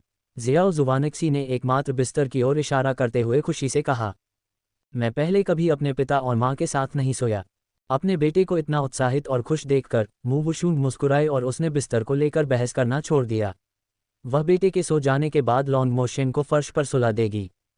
इस बात से अनजान कि उसे फर्श पर सोना पड़ सकता है, वह आदमी लॉन्ग मोशन सोच रहा था कि शायद वह आज रात उसे चूम पाएगा, और उसकी गहरी आंखें काफ़ी नर्म हो गईं, जो सितारों की तरह चमक रही थीं। डैडी, माँ, चलो एक साथ गर्म पानी के झरने में नहाते हैं, जियाओ जुवानिक्सी ने उत्साह से कहा। लॉन्ग मोशन की मुस्कान और गहरी हो गई। कितना अच्छा बेटा है। मू वुशुन अवाक थी। बेटे, तुम अपनी माँ के साथ ऐसा कैसे कर सकते हो? गर्म पानी के झरने में एक साथ नहाना असंभव है, बिल्कुल असंभव। अंत में लॉन्ग मोशन के पास अपने बेटे के साथ अकेले गर्म पानी के झरने में नहाने के अलावा कोई विकल्प नहीं बचा।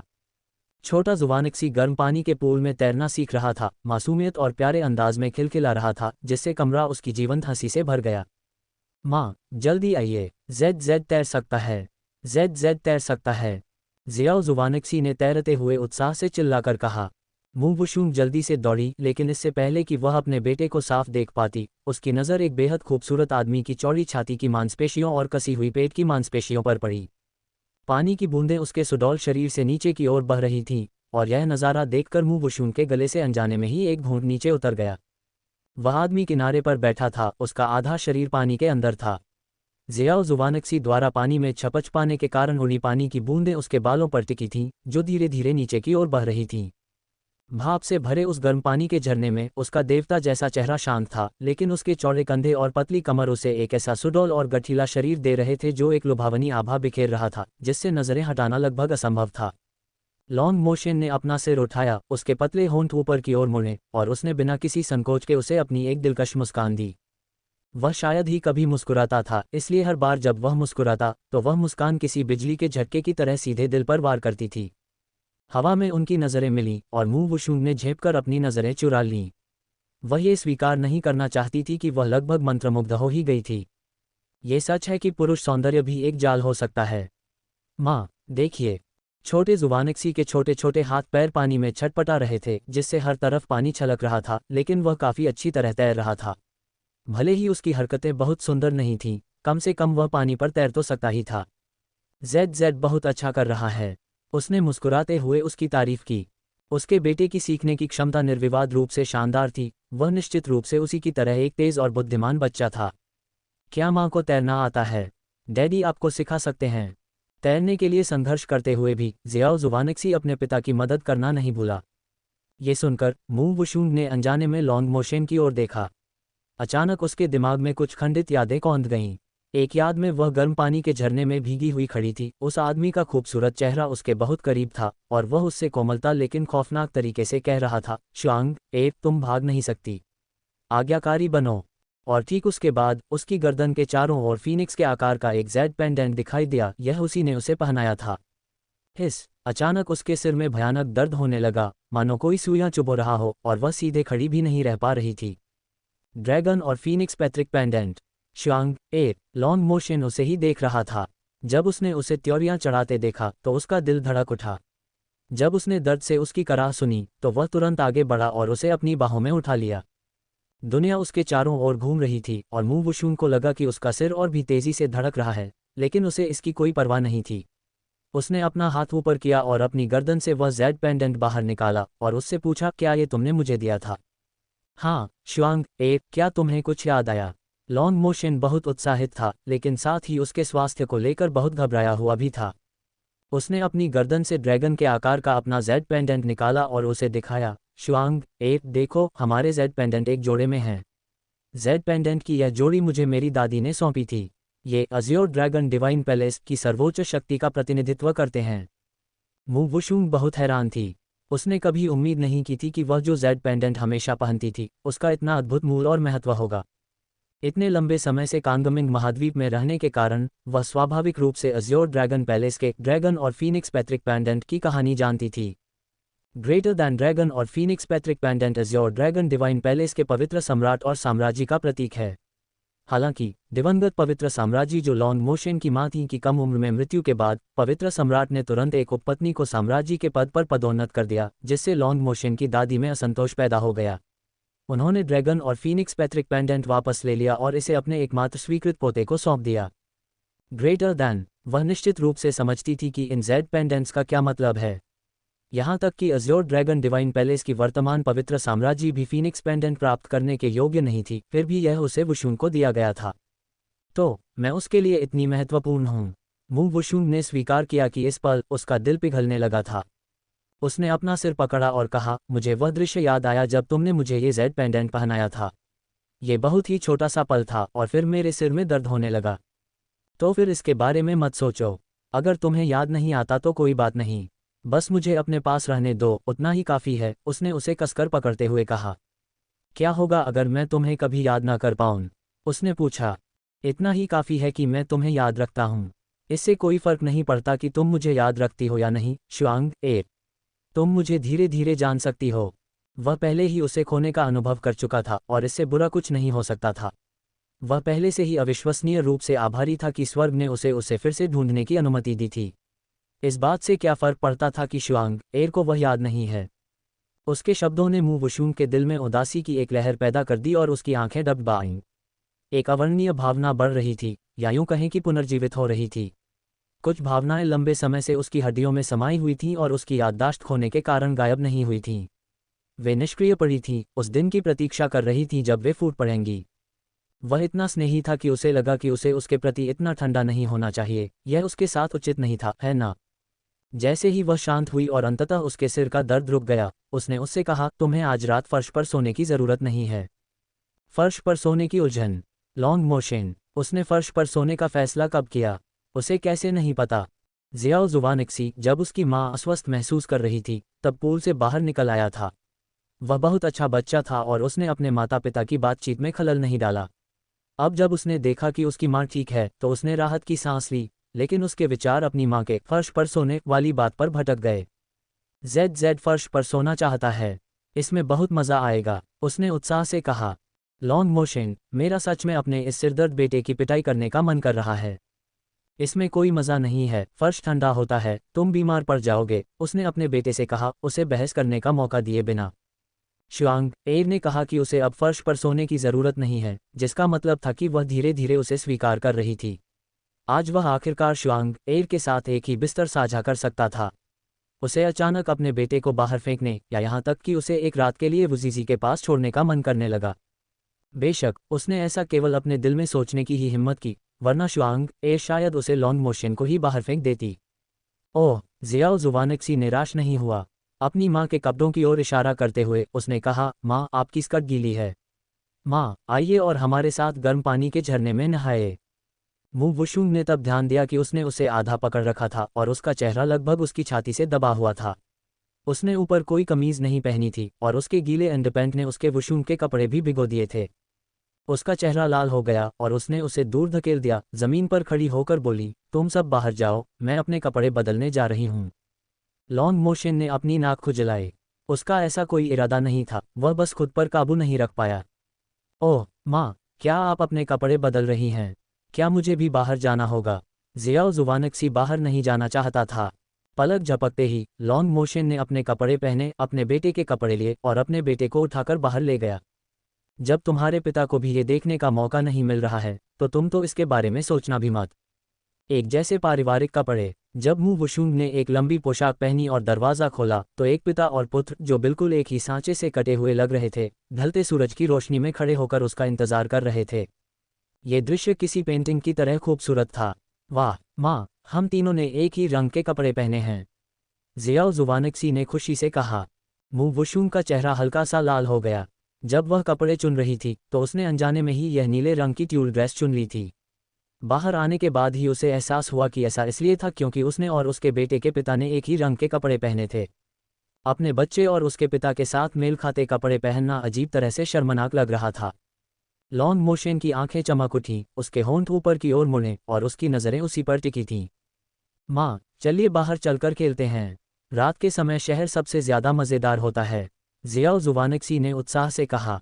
वह बाहर जाना चाहता था क्योंकि अगर वे बाहर गए, तो लोगों को पता चल जाएगा कि वे 3 लोगों का एक परिवार हैं।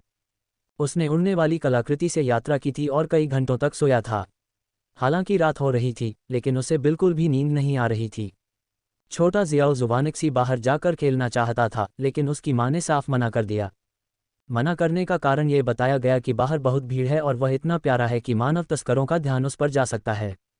उसे लगा कि यह कारण बस एक बच्चे को बेवकूफ़ बनाने के लिए था, लेकिन अपनी माँ की तारीफ सुनकर उसने उनकी बात मानने और बाहर खेलने न जाने का फैसला किया। वैसे भी वह अपने माता पिता के साथ समय बिताकर ही बहुत खुश था। मू वुशुंग उसे इसलिए बाहर नहीं ले गई क्योंकि वह कल वुजीजी और अन्य लोगों के साथ शहर जाने वाली थी। तांग युआन ने रात के खाने के दौरान उन्हें एक नीलामी का निमंत्रण दिया था, जो उसे बहुत दिलचस्प लगा, इसलिए वह चाहती थी कि उसका बेटा आज रात जल्दी सो जाए। हालांकि भले ही आप खेलने के लिए बाहर न जाएं, आप तुरंत सो भी तो नहीं सकते। अभी काफ़ी जल्दी थी, इसलिए उन्होंने खाना पचाने के लिए बगीचे में टहलने का फैसला किया।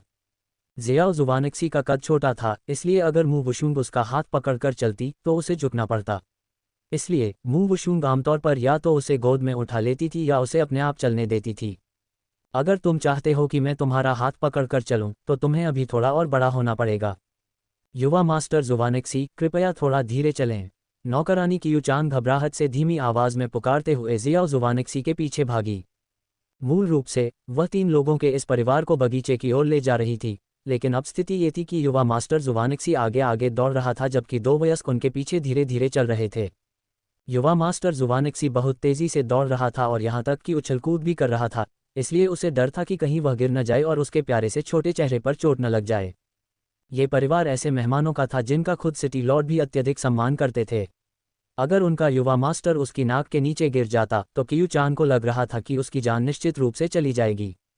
तभी जियाओ जुवानिक्सी गलती से एक महिला के पैर से टकरा गया। आउच! तुमने मुझे टक्कर मार दी। ये किसका बच्चा है? कितना बदतमीज है। मुझे माफ़ कर दीजिए। जियाओ जुवानिक्सी तुरंत खड़ा हुआ और उसने माफ़ी मांगी। उसकी माँ ने कहा था कि जब कोई गलती हो जाए तो माफ़ी मांगनी चाहिए। कियूचान जल्दी से आगे आए और उस महिला और उसके पीछे खड़े लोगों के सामने झुक गई। अभिवादन सम्मानीय अतिथियों। ये युवा मास्टर हमारे सिटी लॉर्ड के विशिष्ट अतिथि हैं। वह थोड़ा बहुत तेज दौड़ रहे थे और उनका इरादा आपको टक्कर मारने का बिल्कुल नहीं था। ये मेहमान भी हवेली के विशिष्ट अतिथि थे और उनका स्वभाव विशेष रूप से बहुत खराब था। कियूचान को डर था कि वे युवा मास्टर जुवानिक्सी के लिए मुसीबत खड़ी कर देंगे। माफ़ी मांगने का क्या फ़ायदा? तुम बदतमीज़ छोटे शैतान, यहाँ से दफ़ा हो जाओ। उस महिला ने गाली दी और जियाओ जुवानिक्सी को जोर से धक्का दे दिया। खौफनाक मंशा और बचाव। जियाओ जुवानिक्सी बहुत छोटा था और उसके ठीक पीछे एक छोटा सा तालाब था। जब उस महिला ने उसे धक्का दिया तो वह इतना घबरा गया कि वह पीछे की ओर झुका और तालाब में जा गिरा। कियूचान के लिए हाथ बढ़ाकर उसे पकड़ने में बहुत देर हो चुकी थी।